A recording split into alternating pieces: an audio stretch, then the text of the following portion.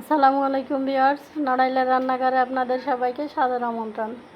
দেখুন, আজ আমি পারফেক্ট বেকারির মতোই বিস্কুট তৈরি করব ঘরে। এটা দেখুন, আমি কিছুটা সুজি নিয়েছি, 1 কাপ সুজি নিয়েছি, বড় মেজারমেন্ট কাপের 1 কাপ, আর একটা ডিম দিয়ে আমি এই সুজি দিয়ে খুবই টেস্টি বিস্কুট তৈরি করব। এই যে দেখুন, একটা ডিম নিয়েছি। ডিমটা ফ্রিজে থাকলে 1-1.5 ঘন্টা আগে বের করে রুম টেম্পারেচার করে নেবেন। ডিমটা আমি একটা মিক্সিং বলে ভেঙে নিয়েছি। এখন এটাকে এর ভিতরে আমি দিয়ে দিব বাকি উপকরণ। আমি তেল দিয়ে দিব 4 টেবিল চামচ। তেল এবং ডিমের পরিমাণ আপনারা আপনাদের পছন্দ মতোই দিবেন।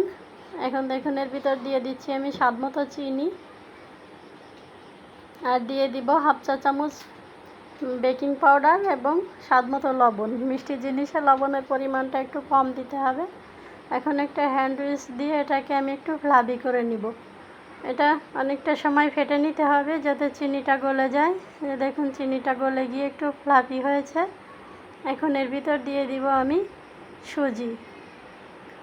সুজিটা আমি একবারই দিব না, আমি প্রথমে অর্ধেকটা দিয়ে এটা হাত দিয়ে মেখে নিতে হবে। এটা হাত দিয়ে খুব সুন্দরভাবে ময়াম করে নিতে হবে।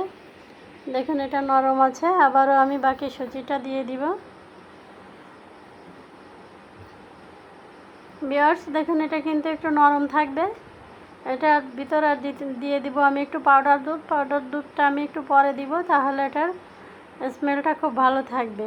এটাকে আমি ঢেকে রাখবো 20 মিনিটের জন্য। যেহেতু এটা সুজি, তার জন্য একটু বেশি সময় ঢেকে রাখতে হবে। বেশি সময় ঢেকে রাখলে সুজিগুলো নরম হবে এবং ফুলে যাবে। আর এই সুজি দিয়ে বিস্কুট তৈরি করলে ভিতরে খুব সুন্দর দানা দানা হবে।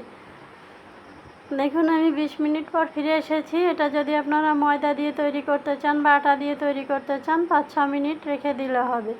এটা দেখুন, খুবই পারফেক্ট একটা ডো তৈরি হয়েছে।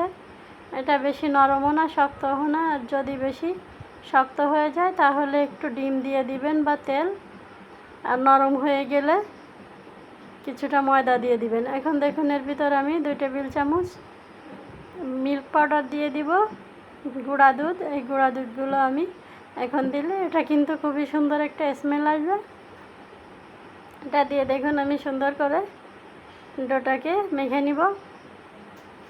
আর এটা হাতে জড়িয়ে গেলে হাতে একটু তেল মেখে নেবেন। তেল মেখে নিলে আর হাতে জড়াবে না। আর এটা যত বেশি মথে নেবেন বিস্কুটটা কিন্তু তত সুন্দর হবে। ভিউয়ার্স, দেখুন, আমি হাতে একটু তেল মেখে নিয়েছি। তেল মেখে নেওয়ার জন্য ডোটা কিন্তু অনেক সুন্দর হয়েছে, খুবই সফট হয়েছে। আর এ ধরনেরই ডো তৈরি করতে হবে, বেশি শক্ত বা নরম করা যাবে না। একদম পারফেক্ট একটা ডো তৈরি করে নিয়েছি।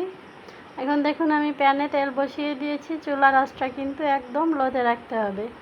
আর এই যে আমি একটু একটু করে লেচি কেটে নিয়েছি, এটা দিয়ে এখন হাতের তালুতে একটু গোল করে পাকিয়ে তালুতে চাপ দিয়ে এটাতে যে কোনো ডিজাইন আপনারা দিতে পারেন। আমি চামচ দিয়ে একটু ডিজাইন করে নিচ্ছি।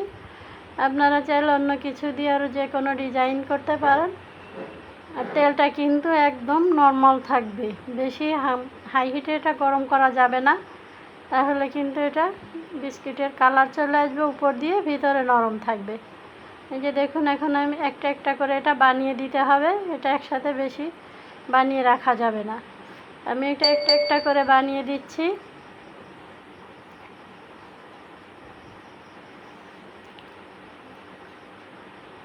দেখুন, আমি সবগুলো বানিয়ে এটাতে যেগুলো ধরবে আমি সেগুলো দিব। আর দেখুন, আস্তে আস্তে এটা ভেসে উঠতেছে। পিছনটার দিকটা দিয়ে একটু কালার এসেছে। এভাবে উল্টে পাল্টে রাখতে হবে। আর চুলার আঁচটা কিন্তু একদম লোতে রাখতে হবে, এটা কিন্তু হাই হিটে দেওয়া যাবে না। এই যে দেখুন, বিস্কুটগুলো ফুলে উঠতেছে। আমি আরেকটা পিঠও উল্টে দিচ্ছি। দেখুন, আগের পিঠটা এটা দেখুন অনেক সুন্দর হয়েছে, খুবই সুন্দর একটা কালার এসেছে। বিস্কুটগুলোকে এভাবে আমি ফ্রাই করে নিব। বন্ধুরা, দেখুন, আমার বিস্কুটগুলো ফ্রাই করে নেওয়া হয়ে গিয়েছে। এটা দারুণ একটা কালার এসেছে এবং পারফেক্ট বিস্কুট হয়েছে। আর এভাবে সুজি দিয়ে বিস্কুট তৈরি করলে বিস্কুটগুলো কিন্তু খুবই ভালো হয়। ভিতরে যে একটা দানা দানা থাকে, এটা খেতে কিন্তু অনেক মজা হয়। তো বন্ধুরা, আমার ভিডিওটি যদি আপনাদের ভালো লেগে থাকে প্লিজ লাইক, শেয়ার এবং কমেন্ট করে দিবেন। আর যারা নতুন বন্ধুরা দেখছেন প্লিজ একটা সাবস্ক্রাইব করে দিবেন। দেখুন আমি ভিতরে ভেঙে দেখাচ্ছি, একদম গুঁড়ি হয়ে যাচ্ছে হাতের ভিতর। এটা খুবই সুন্দর হয়েছে। এটা কিন্তু এখনও একটু নরম আছে। বিস্কুটটা কিন্তু না